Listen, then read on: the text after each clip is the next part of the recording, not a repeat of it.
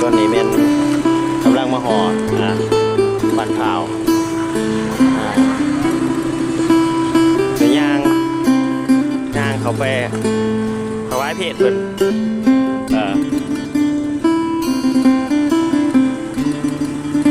เสียน้ำท่วม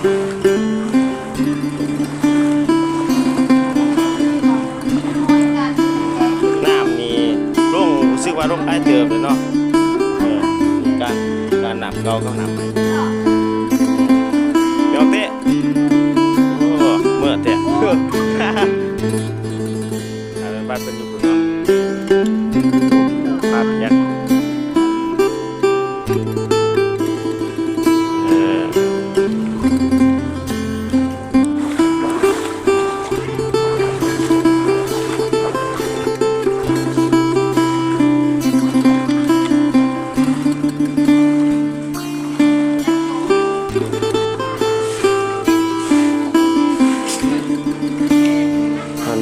มาหอด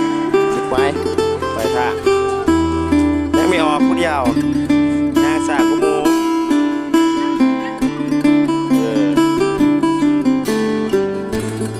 เชื่อ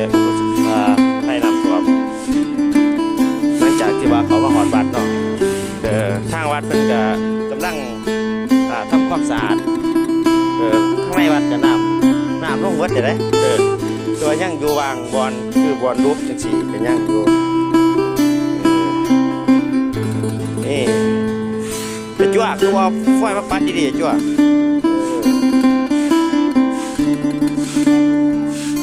นี่นำพระอาจารย์เพิ่นนะตอนนี้ทางสมณีวัดของเพิ่น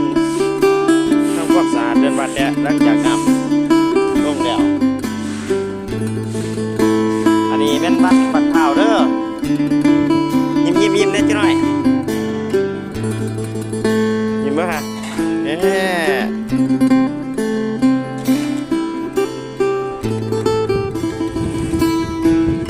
พามาเบิ่งทางหลังบัด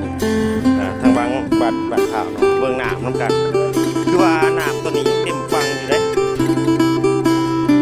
น้ำยังเต็มฟังอยู่น้ำได้ขนาด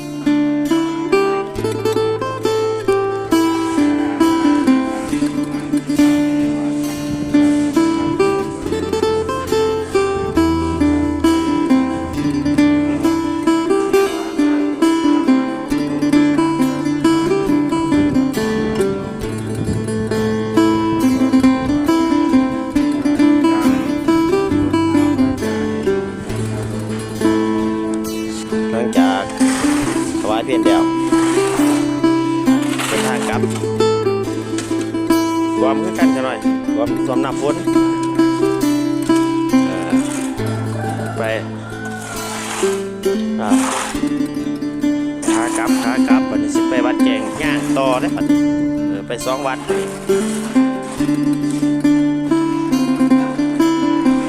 มีขากลับ